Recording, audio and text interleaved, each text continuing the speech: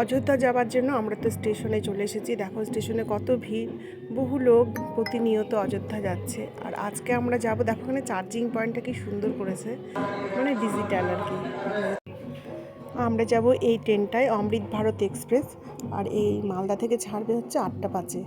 তো আমরা চলে এসেছি স্টেশনে।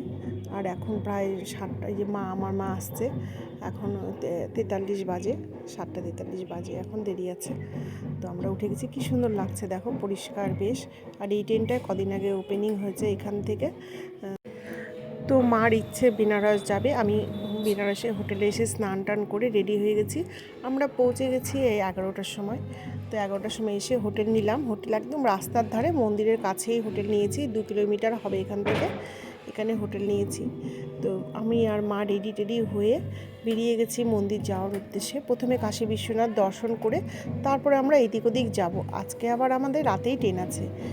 তো আমরা মন্দিরের কাছে বললাম হোটেল নিয়েছি, এখান থেকে 2 কিলোমিটার।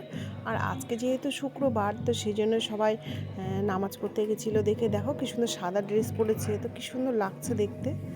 আর এই রাস্তা দিয়ে যেতে যেতে একটা জিনিস মানে চোখে পড়লো, ওটাও খুবই ভালো লাগলো। ওইটা হচ্ছে রাসবেরি। আমি এর আগে দেখেছি, কিন্তু এরকম কভারের মধ্যে রাসবেরি ফলটা যে হয়, এটা আমি প্রথম দেখলাম। তো খুব ভালো লাগলো, আমি একটু টেস্ট করেও দেখলাম।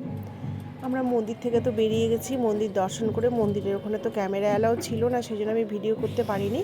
তো বেরিয়ে গেছি, গিয়ে এখন আমরা যাচ্ছি একটা খুব সুন্দর 108 শিবলিঙ্গ, সেখানেই দর্শন করতে যাচ্ছি। তো টোটো করে নিয়েছি, টোটো করে মা আর আমি চলে এসেছি 108 শিবলিঙ্গর মন্দিরের কাছে। আর মন্দিরে ঢুকতেই একদম সামনেই ছিল নন্দী মহারাজ।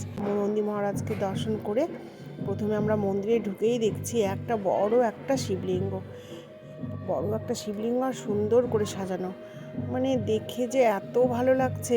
প্রথমে শুনেছিলাম যে মন্দিরটা খুব সুন্দর, তো ভেতরে এসে দেখি তার থেকে অনেক সুন্দর। খুব ভালো লাগলো, শিবলিঙ্গ দর্শন করলাম। এখানে সব ঠাকুর আছে, আর তার সাথে 108 শিবলিঙ্গ, এই দেখো পরপর করে শিবলিঙ্গ সাজানো আছে। খুব ভালো লাগলো, মন্দিরটা একটা শান্তির জায়গা। আর যখন এইভাবে আসি, খুব ভালো লাগছিল যে একটা দিনের জন্যই এসেছি বেনারসে। রাত্রিবেলায় আমরা ট্রেন ধরে চলে যাব অযোধ্যা। হয়তো ভগবান চেয়েছিল যে আসি, তবেই এসেছি। আমার এই নিয়ে 3বার হয়ে গেল বেনারস আসা। কাশী বিশ্বনাথের দর্শন হয়তো আসার ছিল, নয়তো আমার এই ট্রেনে টিকিট কাটা ছিল অযোধ্যা পর্যন্ত। তো মা বললো না, বেনারস হয়ে যাব, সেই জন্য আমরা নেমে গেছি বেনারসে নেমে আমরা হোটেল নিয়েছি। এখানে এসে আমরা হোটেল নিয়েছি, তারপরে আমরা সব দর্শন করছি, যেটুকু দর্শন হয় করে তারপরে যাব। চলো নেক্সট ভিডিওতে দেখা হচ্ছে আবার।